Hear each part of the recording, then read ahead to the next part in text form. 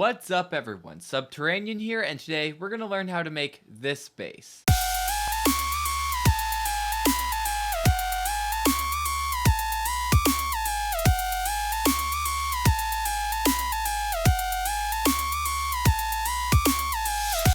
This is a sort of classic type of dubstep bass that was made famous by artists like Dr. P.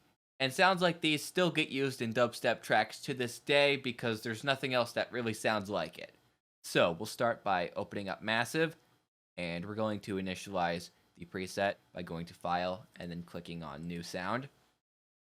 Now the first tweak we're going to make is going to be to the fourth envelope. This is what controls the overall volume to the sound, and by default Massive has this, where it sort of decays a little bit over time, and we want this sound to stay loud and at a consistent volume throughout.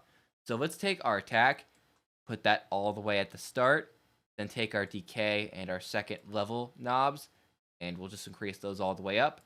And we're also going to take the release knob, and we'll just put that right here at the very start. Now that we've got that out of the way, let's focus on making the actual sound. We're going to go to Oscillator 1 to start with, and we're going to change our wavetable to be sine square.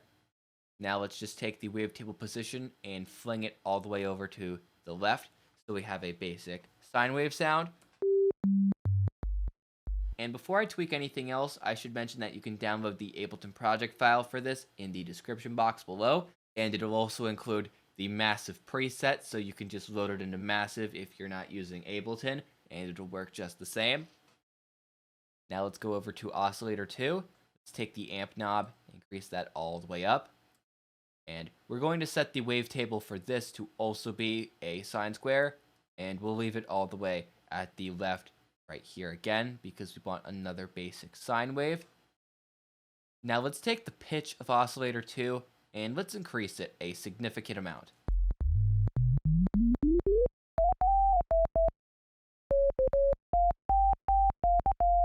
We'll go with plus 48 semitones. That'll work well.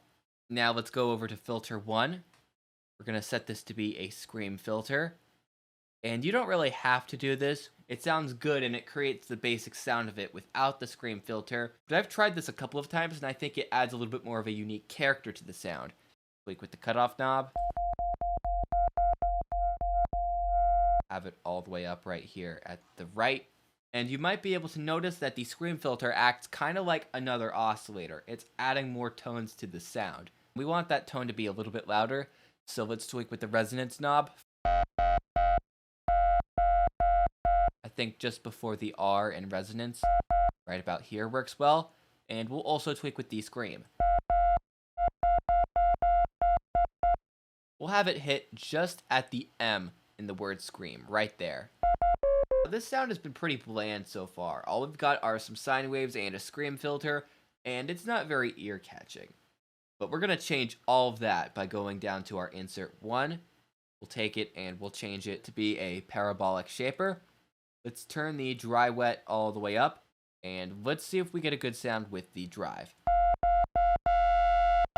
You can just hear that starting to come through now. And I think we'll put the drive all the way up. And now you can hear that we've got that super distinctive gritty sound with our bass. Now let's go over to our effects. We're just going to use the first effect panel for this video. Let's take it and change it over to be a teletube. We're just going to add a little bit more distortion on to grit up the sound even more. Let's take the dry wet knob and fling it all the way over to the right. And let's see if we can get a good sound with the drive. I actually like it right here in the middle. We're going to go over to our voicing tab. We're going to set this to be monophone, and we'll set the trigger to be legato.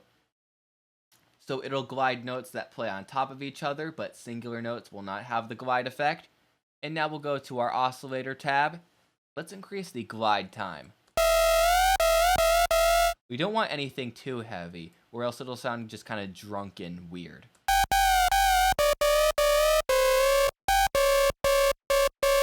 I think just right about here, hitting at the T in time works pretty well. And there we have our sound.